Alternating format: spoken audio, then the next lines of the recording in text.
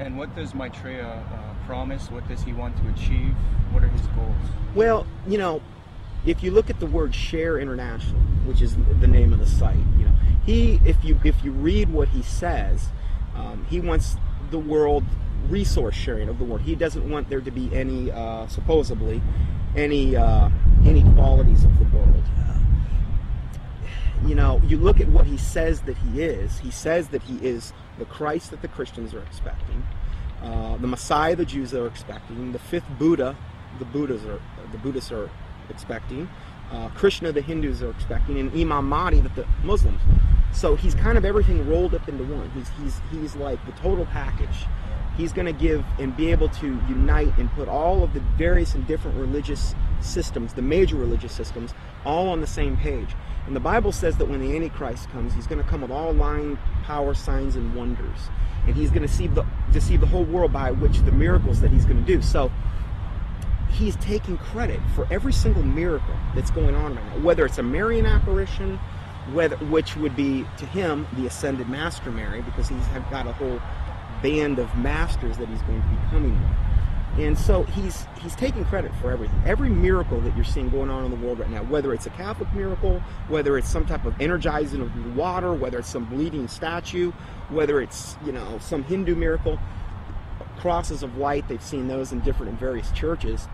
He's taking credit for all of that. And I think what we're going to see and what he says we're going to see, in fact, I just read this in their last report, Benjamin Kremitz said also with the UFO sightings, he says they're going to increase up until the time when he makes his emergence. And he's going to come on the scene. He's going to be able to explain all of this and try to put everybody on the same page.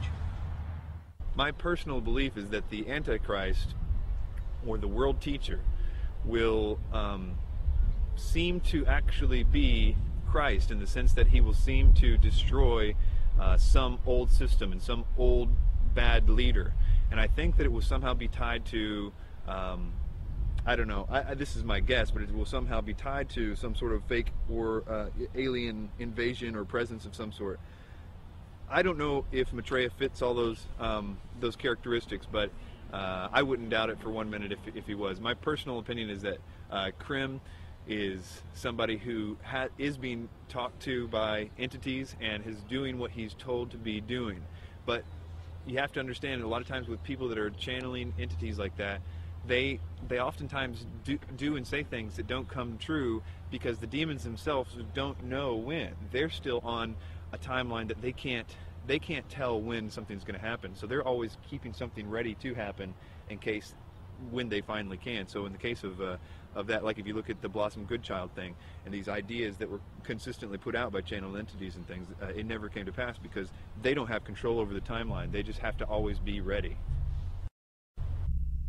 According to Share International and the Swahili edition of the Kenya Times, Maitreya made an appearance June 11, 1988, to a local congregation in Nairobi, Kenya.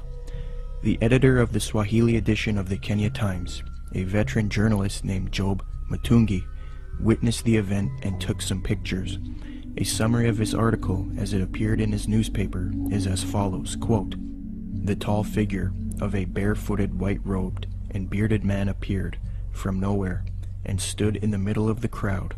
He was walking slowly towards the new church building, away from the tent. Mary walked with him side by side.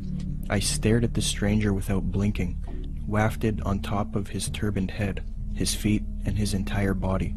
In clear Swahili, which had no traces of accent, the strange man announced that the people of Kenya were blessed, especially those who had gathered at the venue that afternoon. We are nearing the time of the reign of heaven, but before that I shall come back and bring a bucket full of blessings for all of you, the man said. A bucket full of blessings is a reference to the astrological symbol for the age of Aquarius.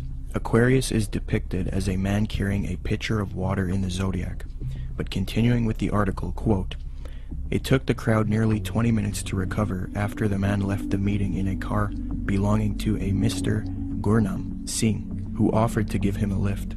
But it will probably take Mr. Singh his lifetime to recover from the shock he got 2 minutes later.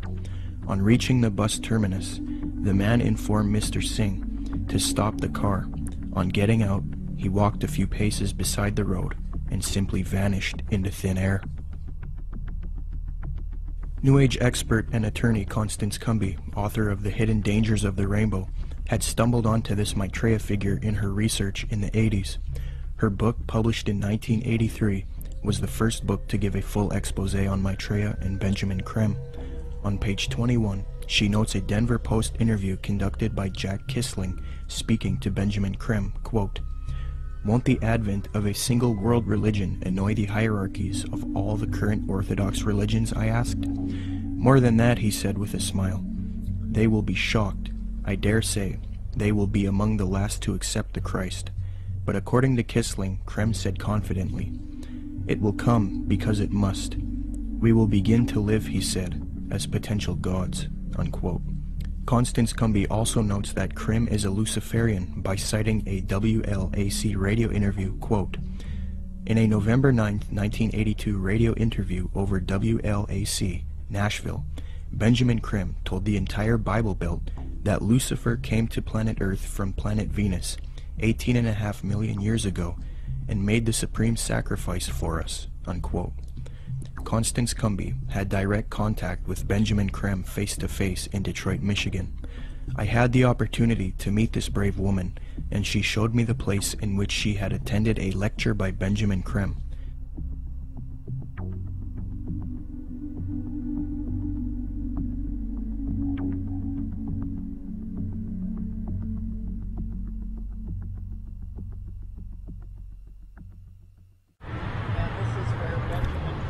Spoke to a packed crowd November 4th, 1981, and Bread for the World was out there, had tables, Oxfam, every group you could think of was sitting out there. They were passing out brochures. The brochure is reproduced in both of my books. Benjamin Creme came in. He opened, he gave some kind of a hand signal that looked something like that, and I thought at first he was waving to somebody, but the crowd appeared to flip into a trance. And then he started speaking, and he was rotating his head. I can't even come close to, it was as close to a 180-degree spin of a head as I've ever seen. How his head didn't snap off, I'll never know. And then he started talking and laying out what they were doing, and the crowd was thoroughly under several degrees of hypnosis. I knew many people in that crowd from political circles and social circles in Detroit for many years, and I talked to some of them, and the common denominator was they had all been through one kind of mind control course or another, one type of New Age class or another.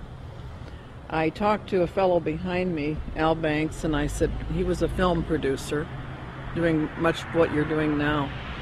And I said, "Al, I know what I'm doing here tonight. What are you doing here?" And he said, "Because, Connie," he said, "I'm taking a course in miracles at Unity." He said, "I've joined Unity. We're all required to take a spiritual growth class. I've taken a course in miracles. It was a class requirement that we be here tonight." And then he said, "You know, Connie, I would have thought a progressive person like you would have joined Unity a long time ago." Well, then I started explaining to him exactly why I haven't, and he snapped, the glaze snapped off his eyes for a little bit. He thanked me for telling him, and then Creme came in and started doing his thing. And at the end of the evening, they had been promised an appearance by Maitreya, the Christ, channeled through Benjamin Creme himself, that Maitreya would speak through Benjamin Creme. And Benjamin Creme asked everybody to join in the recitation of the Great Invocation. I told the woman standing next to me, "I will not say the Great Invocation with you. I will say my own prayer." And she was a nice little prim, proper-looking black lady. Could have been active in any Black Baptist church in Detroit from her appearance. And she said, "No, that's all right, honey. We all have our own paths to God." And I said, "The reason I will not say the Great Invocation with you, the scriptures clearly said that the Antichrist would come denying that Jesus was the Christ." I said, "Benjamin Creme has denied it all evening and said Jesus was not the Christ and this Maitreya was.